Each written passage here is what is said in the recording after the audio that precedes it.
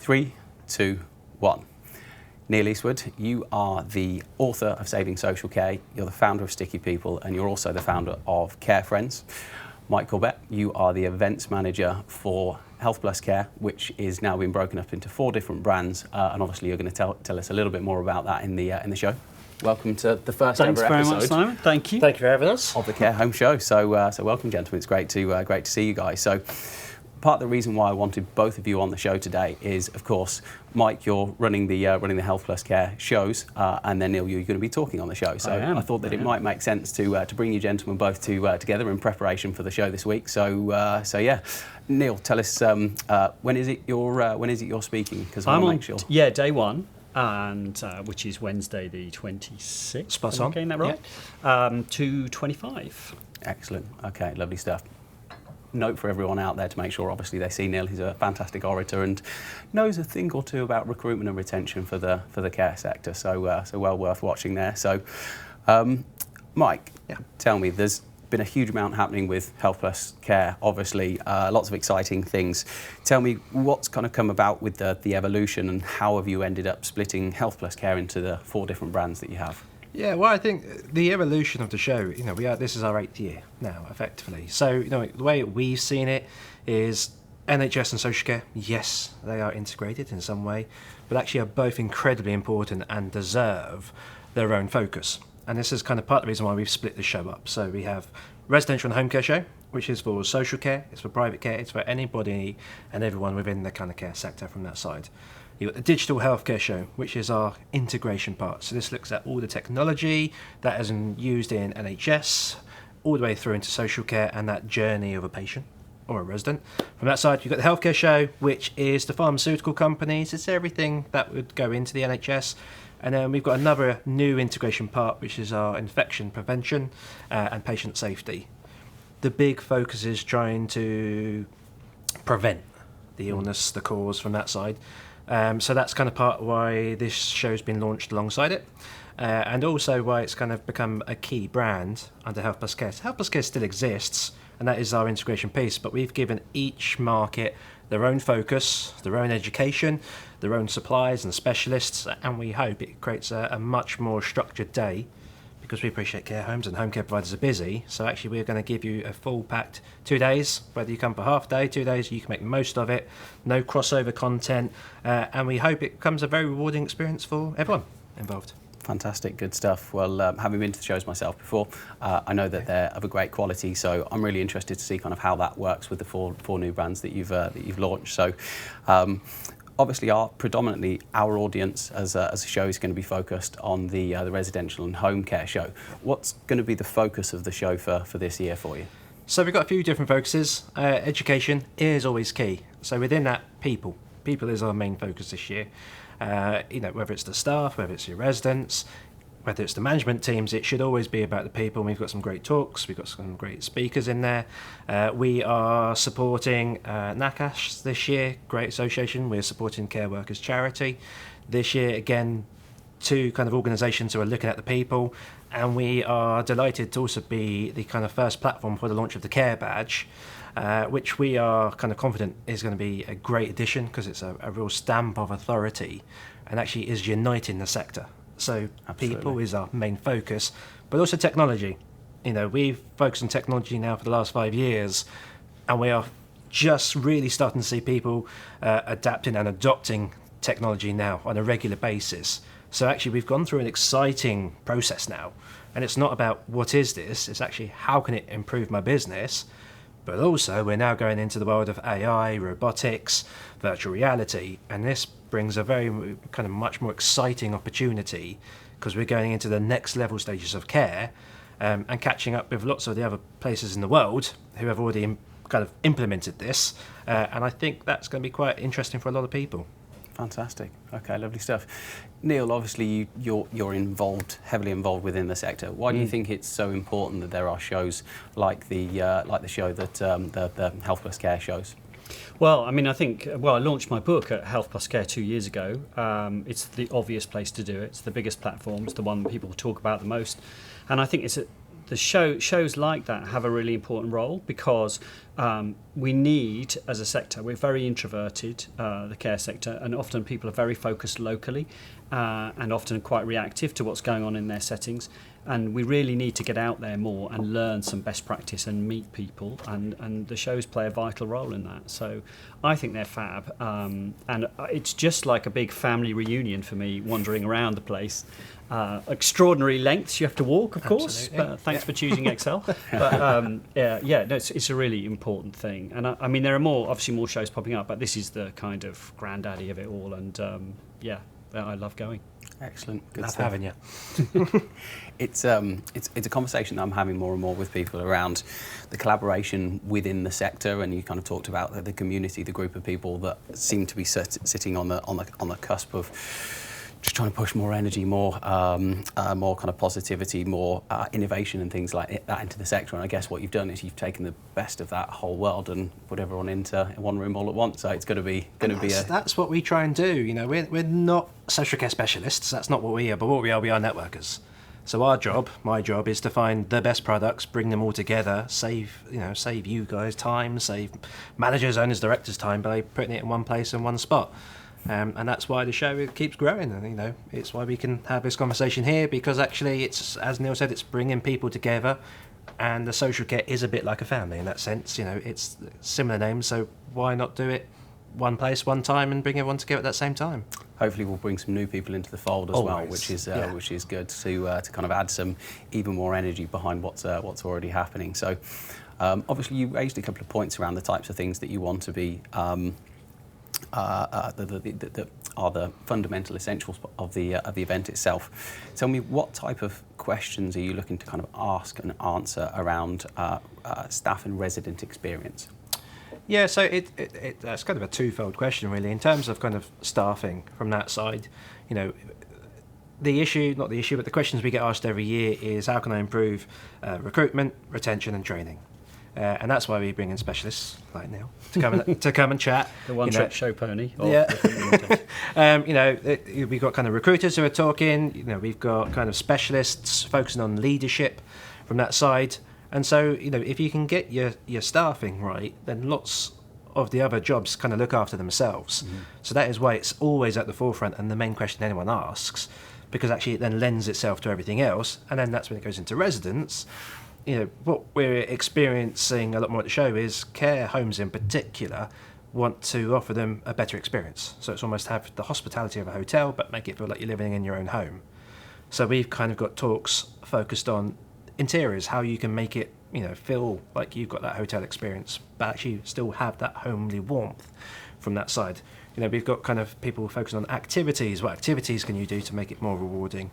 And again, if you can make your residents happy, you're going to actually reduce falls and accidents from that side again, because they're mobile, they're active. Again, has a huge impact on your business. So I think if you can get that balance between your staff and your residents right, actually your business improves naturally from that side. And that's kind of the questions we get asked and why we try to focus on speakers, specialists. So if you're a care home, we've got a couple of care homes talking about their journey as well. So we're not just giving you the solutions, but we're actually giving you the case studies and how someone else has done it so you can relate to it as well. Sure. And that's what we're trying to do this year from that side. You say it's all that education piece as well. It's helping people make sure that people are well informed on the different subjects and things like that. So how about, so kind of same question again, but relevant to technology. So what questions are people asking, and kind of what answers are out there for them to help take their care business to the next level? Yeah, absolutely. So a question that I personally get asked a lot by kind of people that I go and see is, what is the best kind of care planning software? What is the best kind of rostering system? And it's very hard for me to ever cherry pick one company from that side. So we try to, again, bring those specialists together so we can offer you those solutions. And again, from an educational point of view, we promote real life case studies. So we've actually got two care providers with technology specialists talking about their journey. Going from paper to digital is the norm in most sectors. It's still an evolution in the care sector. Certainly is. But as I said earlier, we are adopting, we are now accepting it, and that's the biggest kind of change from that side. Technology, from a day-to-day running of your business, is evolving now, and that's the biggest change we've noticed in the last 18 months.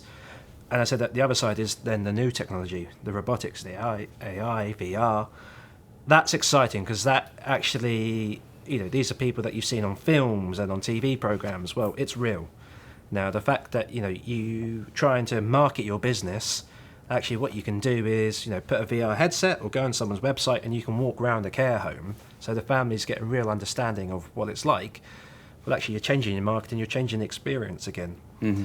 And that's what technology does, is changes experiences. It's not just for the business, actually it's for the families, it is for your residents.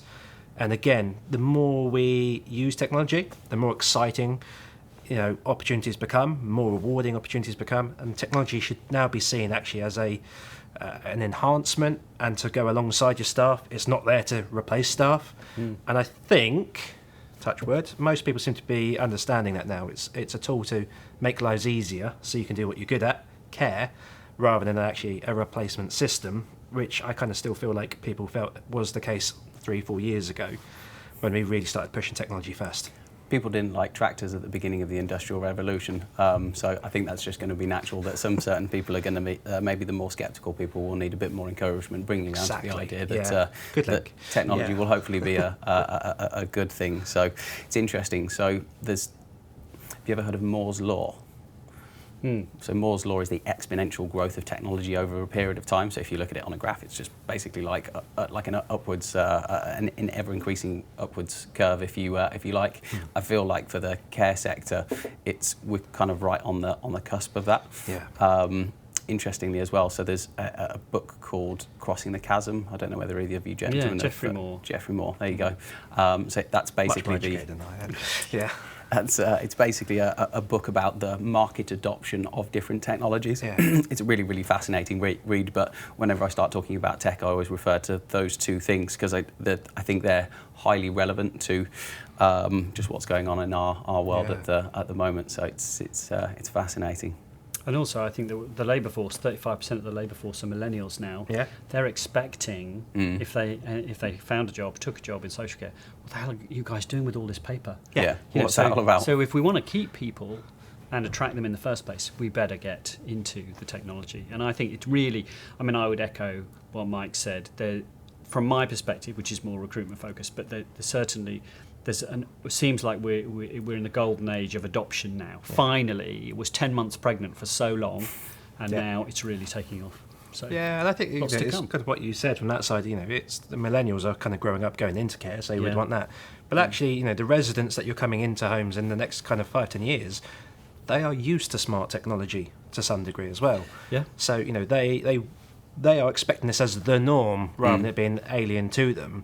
And I think that's why, again, it's time to get ready for it. And even from the home care perspective, things like Hive, and Alexa, they are now being kind of adapted to have a care focus to them. And I think just it becomes expected now. It becomes the norm. So I think that's why we're kind of finally catching up to what everyone else is after from that side. What's interesting is the fact that people are becoming... so people have got like smart home systems and things these days. They're becoming more and more common. You can envisage yourself, if you've got your house kitted out with Hive stuff where you can put the heating on, the microwave on, to the kettle on, all that type of stuff. If you don't have that in the future, then in any type of care setting, it's like, well, hang on a second, these are my expectations, this is what I'm used to. So it's important that we think about what's going on now and what our expectations are going to be for the future, because otherwise care isn't going to be, it's just not going to be suitable for the generation of the people going into that type of an age where those types of things are going to be important to them, isn't it? So it's the simple things. Alexa just reminding you to take your pills. Actually, it's a simple thing like that, which actually means you, not necessarily saying the resident would do it or the person at home would do it, but actually it's a prompt, it is a reminder, so it actually helps with those levels of care. That's at its very simplest form. But there are systems out there now that can actually track how much water you've had. When you're going to need the toilet. There are so many great bits of tech out there. If you have dementia and those things, actually will help make your life more rewarding still. So you're living your life rather than just your presence from that side. And there are so many benefits to it. But do appreciate it is a minefield for a lot of people. There's so much out there. It's kind of narrowing it down what's available. But there are so many great bits of tech being used. Again, at the show, bring it in. It's again, there are examples of it from that side. So, yeah, from a kind of a care perspective, embrace it still from that side, because there are some great things happening, and even from a recruitment point of view, which I'm sure you're going to. Then later, actually, if you want young staff, because we need more staff in this market, you've got to go looking at technology, because that is what we use from that side. If it isn't already happening quite a lot now, younger team members joining care service providers, in whatever form. As you said, hang on, you use paper, where's the technology? Or if you're not using fill in the blank, whichever technology, I'm not going to join you. This is the piece of tech that I like using.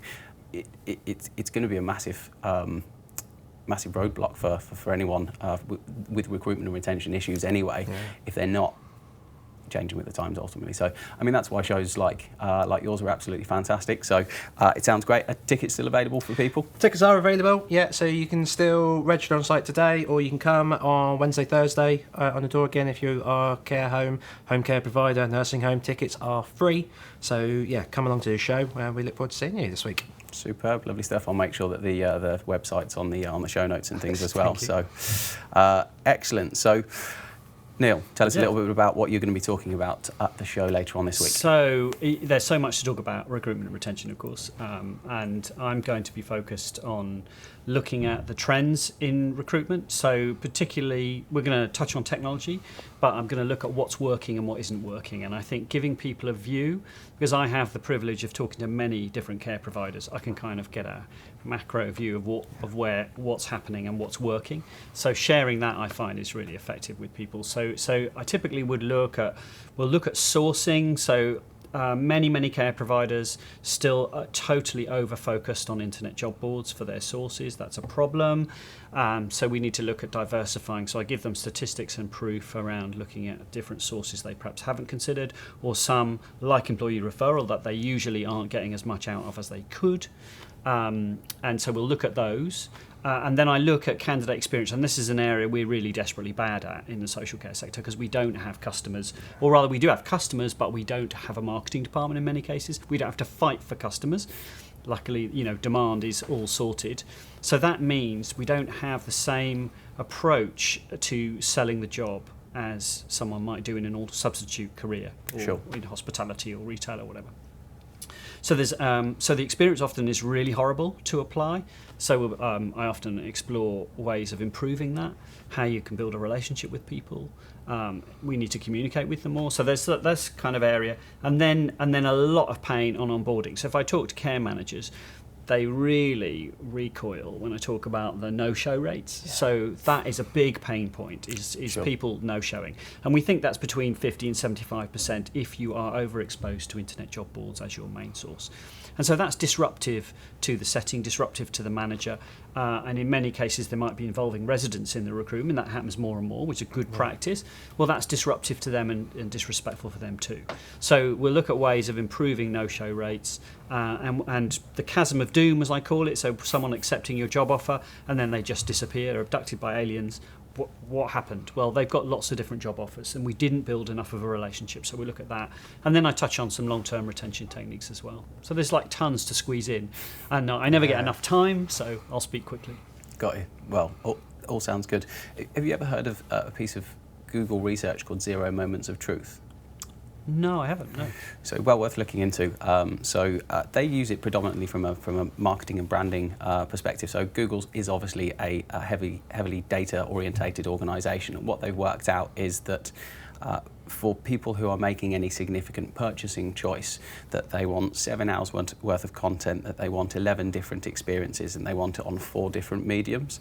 Now, as you were just explaining some of that, it just popped into my head, because it made me think, actually, you know what? It's not a purchasing decision. It's even more important. It's a lifestyle, hopefully, decision rather than just it being a job. And you want an opportunity to be able to emotionally connect with an organisation, especially if they've got a great culture, and that it's going to be the right type of environment for somebody to flourish and to succeed in whatever role that they've had. So, you talked about creating experiences. That was kind of the trigger point in my mind around that. So where do you see people go wrong most often? Yeah, so goodness. So I would say, I mentioned already an overexposure to internet job boards because it seems easy. And when I was a care provider 10 years or so ago, that's what we did. It seems place an ad on a Friday, oh, inbox is full on a Monday, happy days. That world's changed now. So there are many more passive applicants. People are waiting to be found. Can't be bothered in many cases to be actively looking for a job. So I think one of the fundamental changes that people can make that really improves things is to understand the source of every single person, an applicant, and prioritise sources that are high potential. And number one in that list is employee referral. Time and time again around the world, in care settings and in many other sectors, but in care, it's a personal connection that drives values-based recruitment, that drives people that join and stay. So in almost every case, I mean, I can only think of 2 or 3 companies that are wringing every last bit, squeezing every bit of juice out of their employee referral scheme. Most don't. So that's a piece that people can focus on. And then what tends to happen as you get busy is you don't go out in the community as much to build your brand locally. So I do encourage employers to plot the postcodes on coming back to Google, plot the postcodes of your staff on Google Maps and your setting, if you have a care home. Obviously in home care it's slightly different, it's a territory. And then look at where people are coming from, and they'll be usually shocked to see it's a really tight area. Yeah. It's about 6 miles. Sure. So trying to influence your employer brand in that area is relatively straightforward, and it helps people not waste their time and effort, trying to recruit in areas that aren't going to be fruitful. Neil, you obviously know a huge amount about recruitment and retention for the care sector. Where did your journey start? So yeah, I got my first paid care role in 1976. So my dad was a vicar, and back then in the 60s and 70s, the church had a really big role to play in the local community in terms of supporting people. Much more, I guess, if you go to a church, then it was packed. It went back to my church. It's not quite so packed. Same people are there. They're just 100 years old. So there, I was brought up in a culture where the expectation was that you would help people in the community. There was no discussion about profit or any of those things. Any business concept completely unknown to me, as were girls, because it was I had a brother as well. We can skirt over that. But it was a very unusual upbringing. We had people coming to the vicarage, who said, "Oh, well, my daughter's possessed by the devil," and I would say, "Oh, Dad, it's another exorcism." So it's a really odd way to be brought up. But I suppose that I was engendered with that feeling like you have to put everyone else first. You have to help other people, and then. As you do, when I got into my sort of teens, I got all kind of selfish and thought I was important and wandered off and did different things. The theme being startups, mainly new stuff. Was interested in new stuff, changing things. And then I came back. We were talking about tech in aged care. So I was involved in telemedicine and telecare in the early 2000s, and then took a job, not realising it was social care with an organisation with healthcare in its title. And then I arrived and realised with horror it was social care, and I did not agree to this at all. So like many people's journeys, and I think it's really interesting for listeners and viewers to see what was your journey into social care. And it's often like reversing into a parking space you can't get out of. But when you're there, you can actually really think it's quite nice. And I would say, having had exposure to other sectors, people are really nice. Yeah. And I find it would be very hard for me to go to other sectors now. So taking that job in domiciliary, as it was, domiciliary care provider with nearly 10,000 staff, in the first week, one of those days of PowerPoint, senior management team PowerPoints, and the HR director put a slide up and said, "Oh, staff turnover's reached 97%. So I was the only one shocked, because that's normal.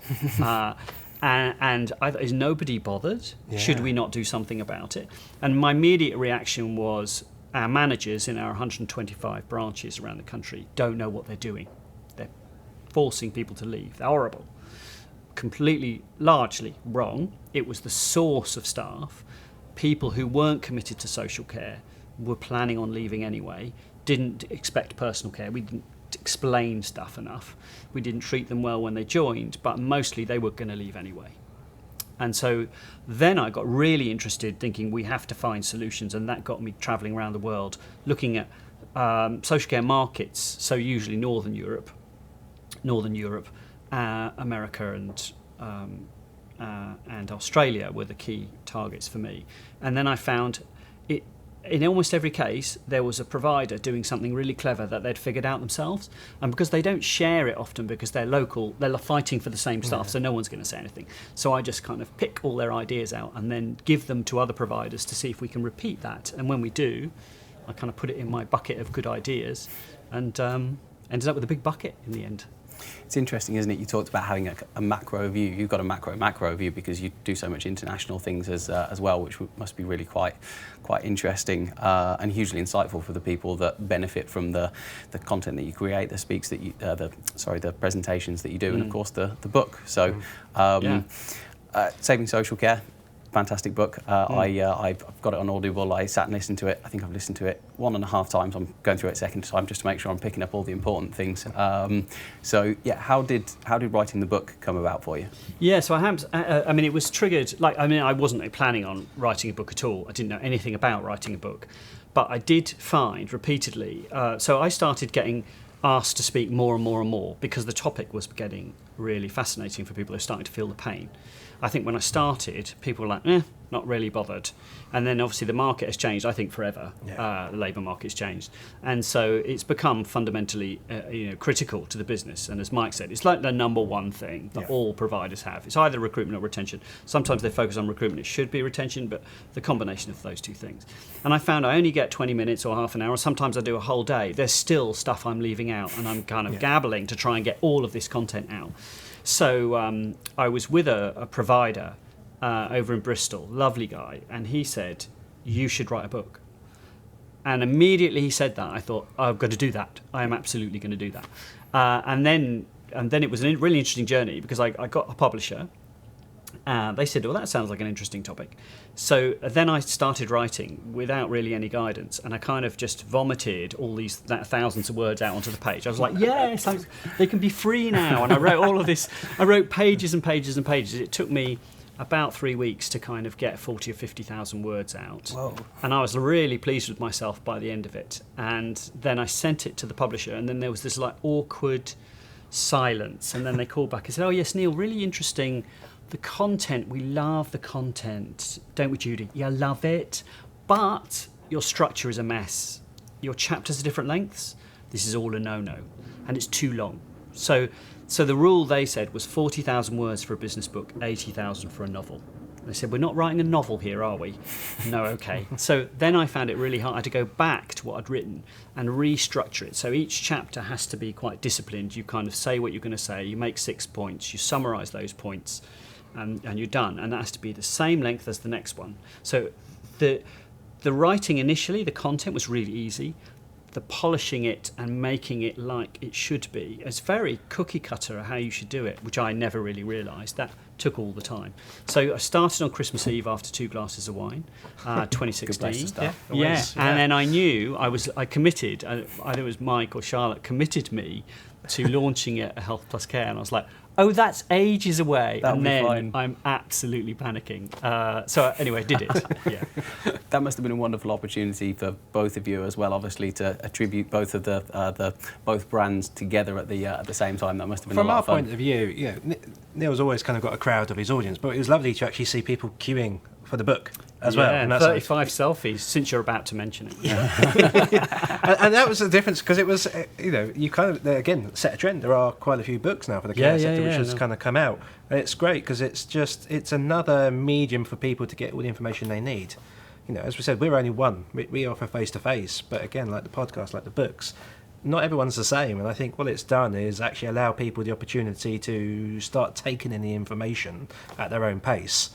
And that's had a huge impact, not just on care providers, but actually other specialists who are now trying to do something similar on that side. So it was great. Yeah, I mean, I found so on that point, I wrote the book, and then people started saying, and it would be fascinating to see how you came up with this concept, because people then said to me, do you know, Neil, I'd love to read that, but I haven't got time for that. But if you did an audio book, suddenly now I'm in your audience. Yeah. So then I went and did an audio book. and that had a whole different group of people. I do recommend people listen to me and read at the same time for full immersion, but no one seems to have taken that up. No. And Stephen Fry wasn't there to do No, the he wasn't. No, he voiceover. wasn't available. No. But it was, and actually, just doing for those of you that haven't done an audiobook, you have to sit still, which I'm not very good at doing, for 7 hours with a microphone that's very pointy and right by your nose, and obviously you can't turn the pages of a book because that's noisy. Great. So all you can do is lean and flick on an iPad screen. And that really hurt me afterwards. So yes, I used some muscles that I don't normally use. So yes, it was a really interesting experience. Yeah, I can imagine. But it's had a huge impact already, isn't it, from that side? Oh yeah, it's been really cool. The reaction has been really gratifying, and also it's really good that I give my author royalties to the Care Workers charity, and I think that's really important that they're benefiting as well from everybody's enthusiasm for the book. Have you, just out of interest, Nick, in your questions, have you had kind of people come up to you and actually kind of say it's been the book that's made a difference to them? Yes, I mean I get regularly contacted on LinkedIn, and then and then it's been embarrassing. People come up to you and say, "Oh, that was really we used this happened," and that's really great because it's not really my ideas. I'm just trying to be a conduit for all of the great practice that's out there, and there hasn't really been a place to bring it all together, specifically focused on recruitment and retention. I think often the recruiters don't get out so much, and they just they might come from another sector, and they really take time to get their heads around very specifically finding the right kind of how do we find caring people? It's not on a CV, so there's all of that challenge. So it's been really gratifying. Yeah, it seems to have helped an awful lot of people. How many books have you sold now? Do you know, it's thousands. I was going to say, I hear every 6 months from the publisher. So on Amazon, if you're an author on Amazon, you get something called Author Central, and you can see what ranking your book is. Okay. So when it launched, it got to number 240 something. So one below Sir Alex Ferguson's autobiography. Nice. It was doing all right. And then it's kind of in the top 5 or 10,000, and then it varies depending on people hear about it and buy books. It goes up and down. Sure, got you. So but I mean, what's been interesting, and the publisher's been surprised, is the longevity, because I think a lot of books they kind of sink without trace, but this has.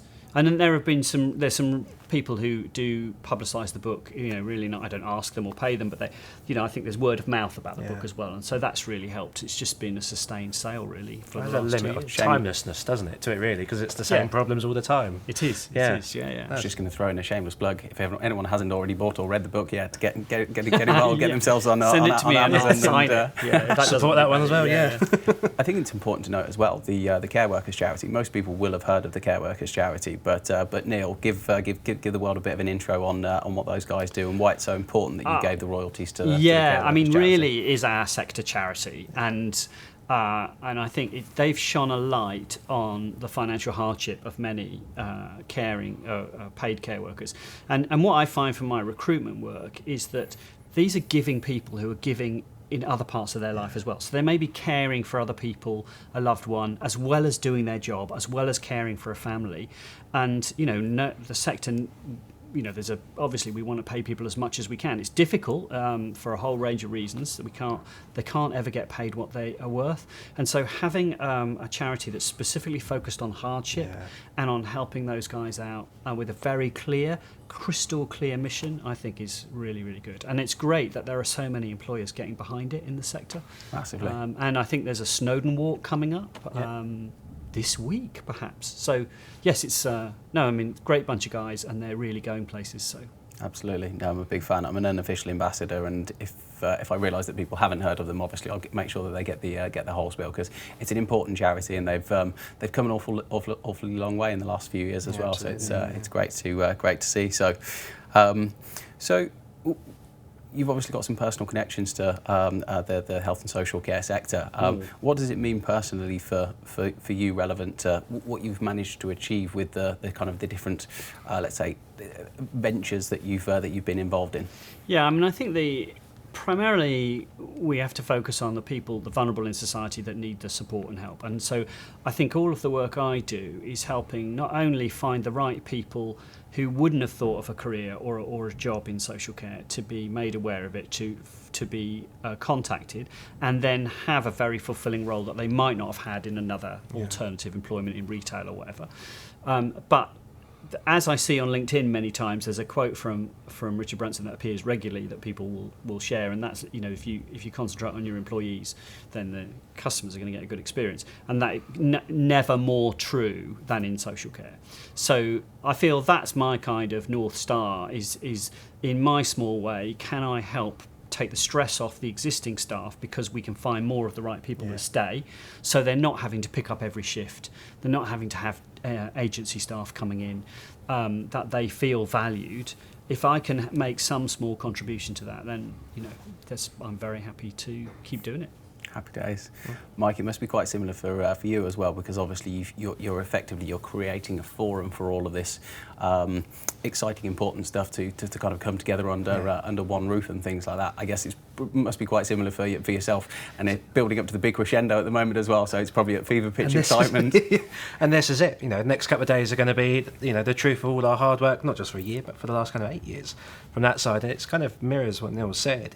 From us, it's bringing all those great bits of information that we've picked up, we've been recommended, that we can share back to everyone. And if we can make one bit of difference to one business, it's worth all the hard effort that we've done, because this is a wonderful sector which isn't necessarily the best respected in some ways, or kind of the image of which it has always portrayed by kind of public newspapers isn't what it's about. So actually we like the fact that we can promote the good that's happening, and actually if someone leaves thinking actually that was good experience, good show, I've learned something, actually I've come out feeling quite positive, then that's all we could ever ask for, and that's why we do it. Awesome. And the care badge is it's going to be promoted heavily at the show. If people haven't heard about it, then they need to kind of jump on board with the idea. Again, do you want to explain a little bit about the care badge, just so that people know exactly what we're talking about? As supportive as I in this one. Completely behind it. Yeah. So you go first. Yeah. I mean, I think that and I'm going to paraphrase. I believe the genesis of this was Professor Martin Green saying, that people wear NHS badges, politicians will wear NHS. Where's the care badge?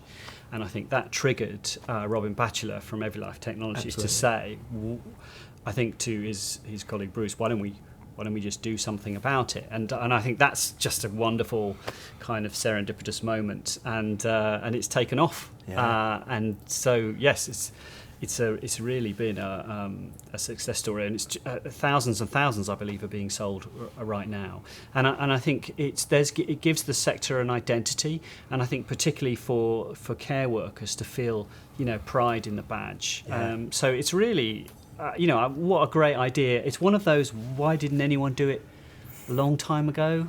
I think because we're a fragmented sector, some private providers, not-for-profits, still some council provision.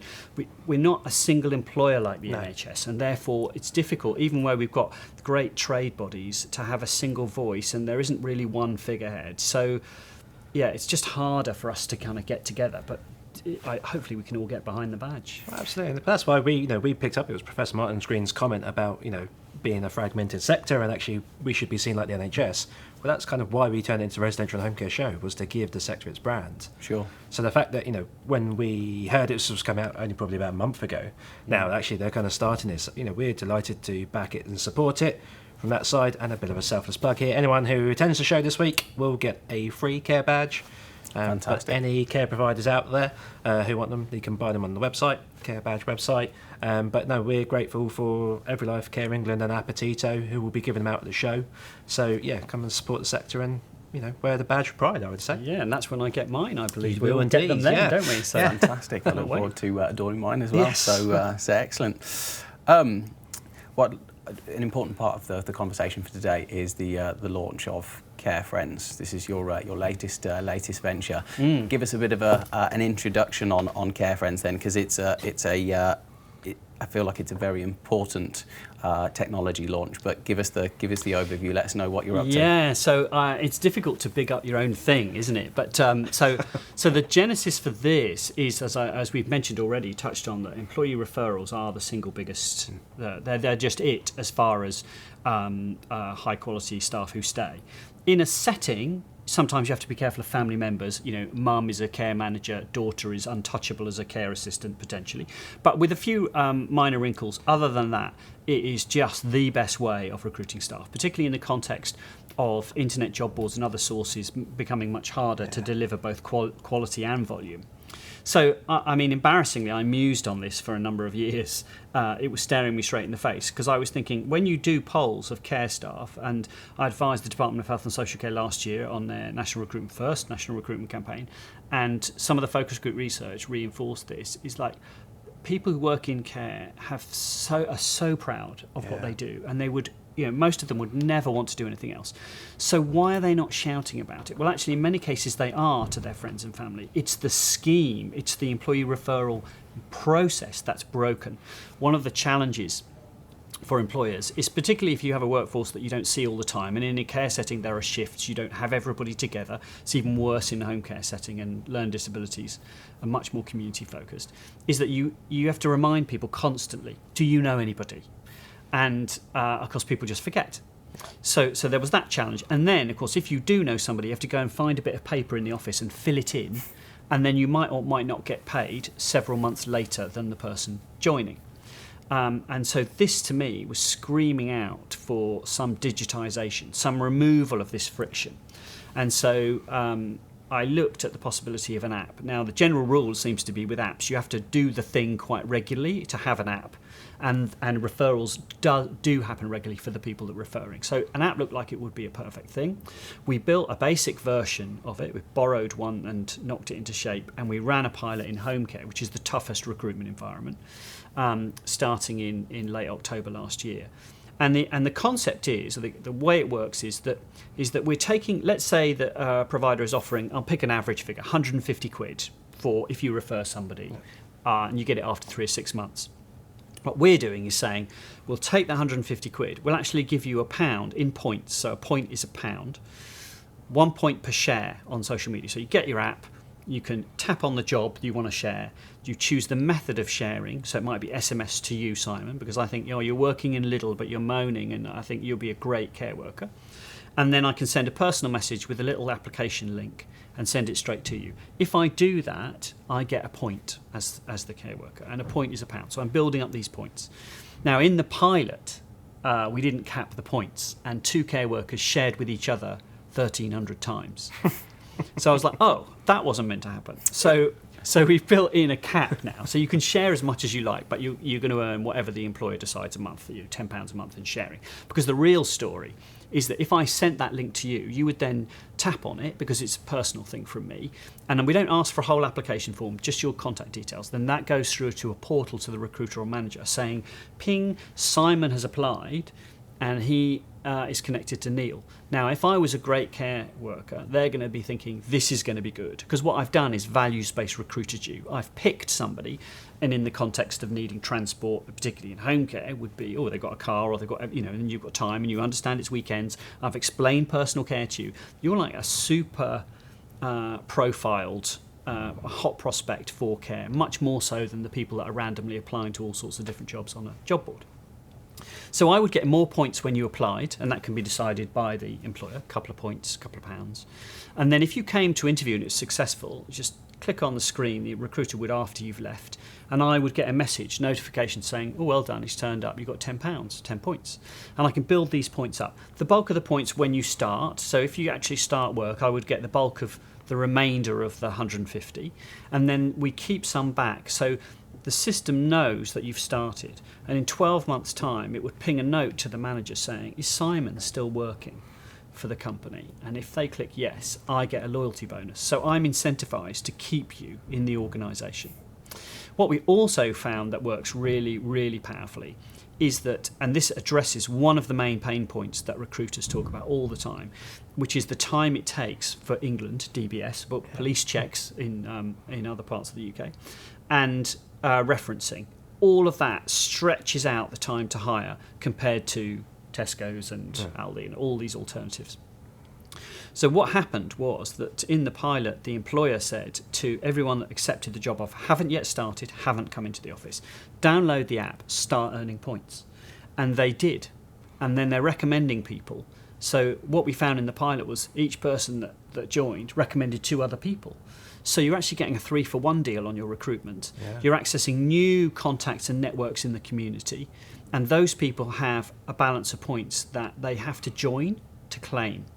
And that means they're focused on staying in through that process, even if it is a bit more tortuous than an alternative might be.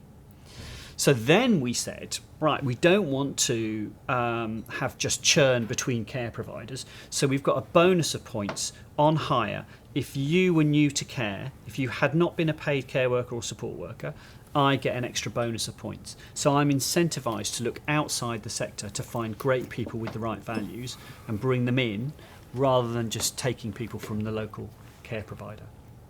So that's the concept, and I've never known anything like it when you explain that to people, and I think employers intuitively know that they've had great people from referrals. They know it's a pain.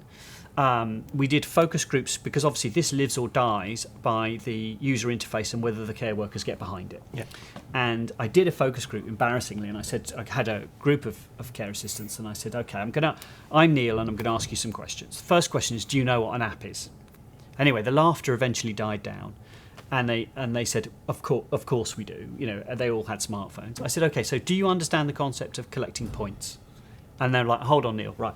Boots Advantage, Nectar, they had everything, Costa. So I realised that the mechanisms are completely understood. The referral was understood anyway, but it was just too hard for them to do. And I think what we're doing is just removing all of that friction and not trying to invent something new. We're just trying to make a process that already worked much more effective. That's the idea. It's interesting, isn't it? Because you see a lot of refer a friend schemes on kind of shared across social media, and if you speak to operators, lots of people are trying to do it. And there's probably a misconception that, oh, well, hang on a second, if we offer 100 quid, a few hundred quid, whatever it might be for a referral, then surely that will attract people.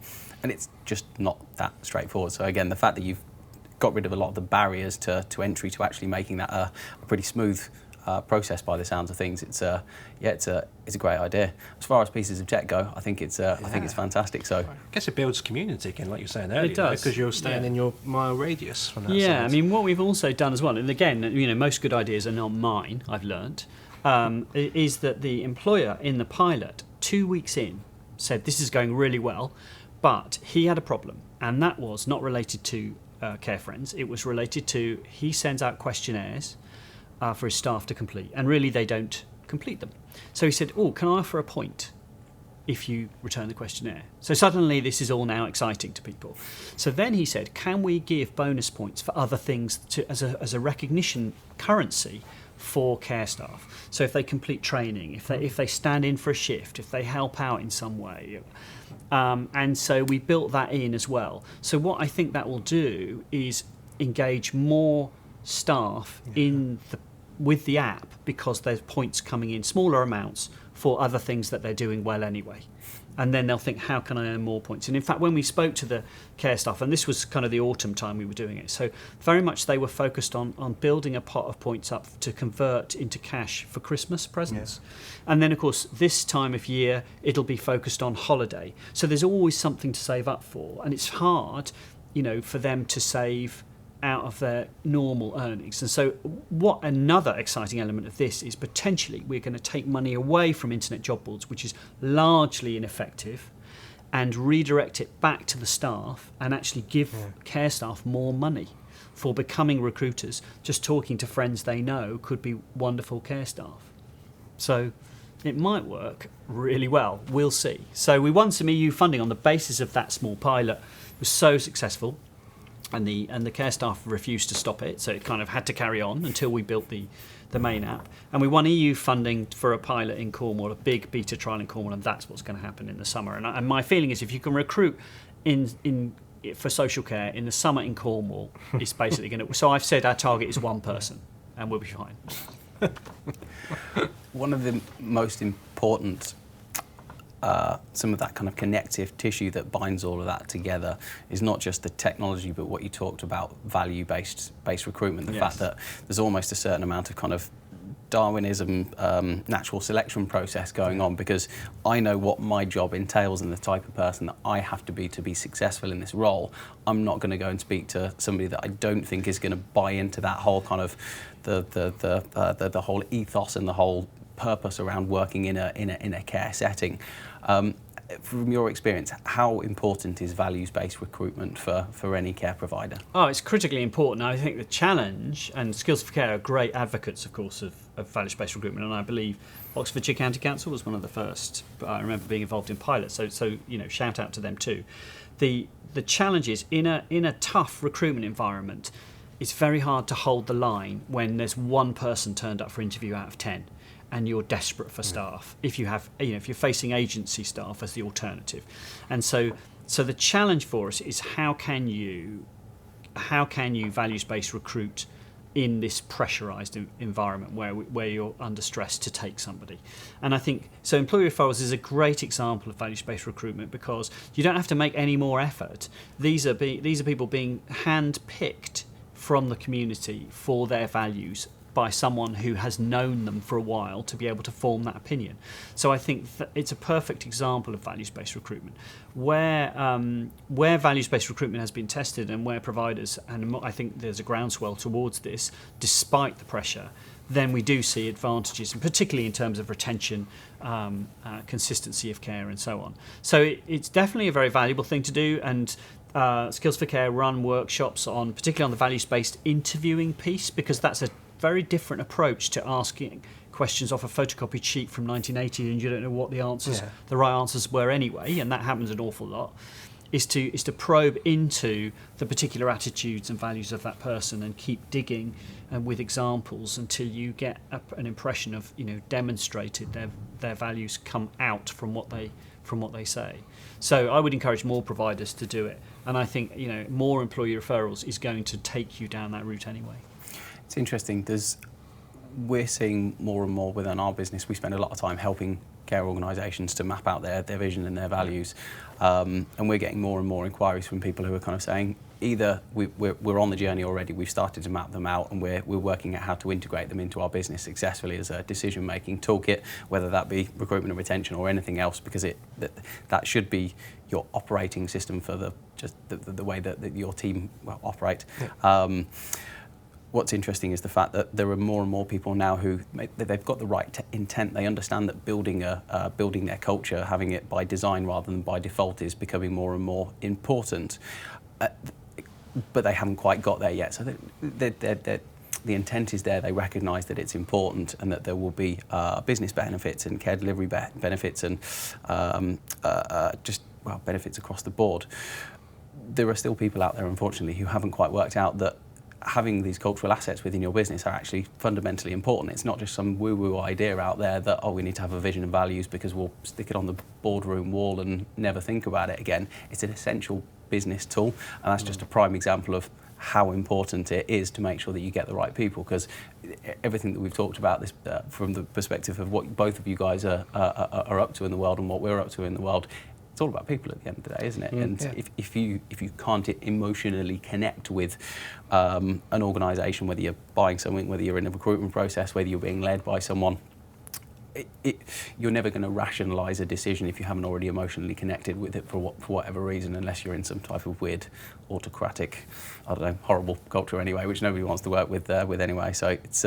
We found it though, a lot more care homes in particular, because you're working together a lot closer, is actually that whole culture and value side of thing. It's actually, people understand the importance of culture and value, and the whole psychometric testing for the recruitment stage, and actually, it's more important you actually being part of being able to fit in with the team and actually the job, rather than you're another care worker, tick a box. And there are lots of new things that are out there, kind of what Neil's doing as well, which makes it a much more exciting place again to work from that side, because you're building a vision, and that changes again the perception of this kind of whole care sector, because you've got everyone behind that belief of actually what you're doing is amazing, and you are working together as well as on your own, and that again, that's a big shift that we've seen in the sector again across the last couple of years from that side. Perhaps since the books come out, I think. Yeah, I mean, it's been. I mean, obviously, I tend to focus quite tactically, and I think the work you do is really interesting because it's about moving culture. I tend to say to people, this is what you can do right now. From the point of view of retention, giving managers tools. Sometimes quite modest tools, but things that don't cost anything that move them towards a culture of appreciation, which is what we know we really need to head towards. And that's what the care staff say. They're not there for the money. They're there because they've made a choice to do this kind of work. So often we need to make sure the culture is one of appreciation and they get the recognition that they deserve. When you apply pressure, particularly on the manager, who's the single point of failure in all of this, with inspections, with financial targets, and often many of these managers have been care workers themselves. They haven't on that journey often had the training around sort of more business performance. Being a manager. So they gain so much from having the innate values that we need, but that we do need as a sector to support those people. I mean, one example is the National Care Forum's Rising Stars programme. Fantastic to support young new managers coming into post, and I think those kinds of things. Rob and Sophie at Judgment Index do a lot of work on leadership. The work you're doing on culture is just, there's a lot more out there now, I think, for people, and your show is bringing a lot of that, to accessible for people. Yeah, we hope so. It makes a big difference. So, again, it's uniting everyone together from that side. It's good, isn't it? We're all coming from slightly different angles. We're all kind of making our individual contribution to the sector to try and turn the dial up, try and make the things that we talk about the most are building and growing a sustainable sector and building and growing sustainable care home businesses, and also the delivery of outstanding care, and everything that we're talking about at the moment is a contribution towards that at the end of the day. So with Care Friends, what's the positive change that you'd like to see in the world? What's kind of the vision that you'd like to be able to achieve? Yeah, so I'm quite socialist about where I want it to be. I want every care provider to, and maybe individual employers, but particularly I want any care provider, regardless of their budget, to be able to afford to have Care Friends working for them. So our aim, and we're on a journey to understand how much it costs to develop and keep an app going, because I thought, you just build it, basically, it's out there and that's fine. But no, this thing, it's a toddler that needs constant attention and feeding. So as long as we can, make some return on it, the aim is to make it widely available to the sector. And based on the waiting list and based on the reaction that it's had so far from people who've heard about it, we haven't launched it. I think it has the potential to be a widespread phenomenon, transformational, I hope, in some way, that it will start accessing all of these different groups of caring people in the community who are doing something they shouldn't be doing, should be working in care. So that will vary by provider, but in the beta we'll start learning a lot more about what the potential impact can be. So I think that is very exciting if it has reach. We already have 2 pilots lined up in Australia with the 2 biggest care providers in Australia. So it has the potential to help not just the UK but internationally as well, and that would be a really cool thing. And I think there's so many, talking to providers that come up with, you could do this with it and you could do that with it, and so we need to stay focused. But and my objective is to get the app out there and to start seeing that it's delivering. But it could be really cool and about time, frankly, because certainly in terms of technology and recruitment, we haven't had much help. So, internet job boards actually are probably making things worse. There are some great applicant tracking systems out there, but some of the more old-fashioned ones, for those of the listeners and the viewers that don't know, an applicant tracking system for recruiters is a way of kind of getting rid of Excel and managing your candidates and pushing ads onto adverts onto job boards. Some of those are making things worse because they're 7-page forms that put people off. So we haven't been in my little world of recruitment, haven't had much help from technology, and I'm hoping Care Friends will be the start of a vanguard of many other things. And one of the privileges I have is people know that this is my area and they'll come to me with their ideas, and there are some really fantastic things that if people pull them off, it's going to be a lot better for recruiters in social care. So let's hope. Coming back to what I said earlier, I feel like we're at the tip of the iceberg with a lot of stuff from a technological standpoint. So yeah, hopefully this is the beginning of something that's really, really quite special. So thank you very much, gentlemen. Just before we wrap things up, there's two questions that I want to be able to ask all of my guests. So Mike, I'll start with you. What's the best piece of advice that you've ever received? I would say it's an old cliche, but it is the never judge a book by its cover. That's why you should read Neil's book. Nice segue. The reason for that is, my background is exhibitions and events. When I came into kind of the social care sector, again, I'd be honest, I didn't see it as glamorous and fun, but I love this sector and I'm so passionate about it now. And I think that's something that, I would, I've taken it myself and try and encourage others from that side is, just don't take it on its face value. There are so much more passion, so many more values and things that are going on. So, yeah, actually explore before you make a kind of decision from that side. It's a great point. It's a great point. How about you, Neil? What's the best piece of advice? Yeah, so it's an interesting one. I think I'll go back to probably when I was 16 years old and I went to a boys' school, so kind of one of my main focuses was in some way to try and figure out how to get a girlfriend. And I went along to a party and I remember, and as usual, I'm left nursing a cup of Nescafe while everyone else is dancing in the next room. And I was round someone's house and I looked on the wall and they had a plaque on the wall that said, and they were boaty family, and it said, a ship in harbour is safe, but that's not what ships were built for. And I had a long time to look at that because no girls were coming up to me at that time. And I thought, that's so profound. You just need to get out there and do stuff and take risks and try and do things differently. And I think that's probably contributed a bit to me doing lots of startups, trying to do new things. And it's been painful. I could have done a lot better had I not done that. But I just can't stop doing that now. So I think that was a really powerful bit of advice that I discovered on a wall. Slightly random story, but fantastic way to live your life. I think because it sounds like that slightly bizarre set of circumstances has had a really important impact on the way that you live your life on a day-to-day basis, hasn't it? So yeah, I think you got to, my father, I remember, because he was a priest, taking funerals.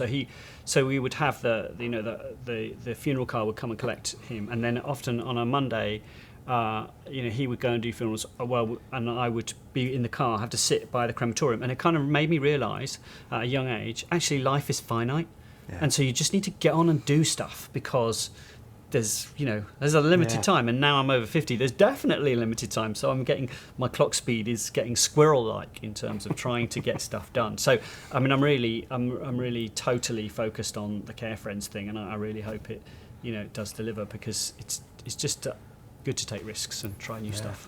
And Care Friends specifically, that's got genuine global scale and opportunities, hasn't it? So that's going to be part of your legacy, of course. So. I hope, yeah. I hope you won't be saying it was my legacy like tomorrow. No, hopefully that'll be a little bit later on down the line. No, I'll try and hang around to see some of the success. Good stuff.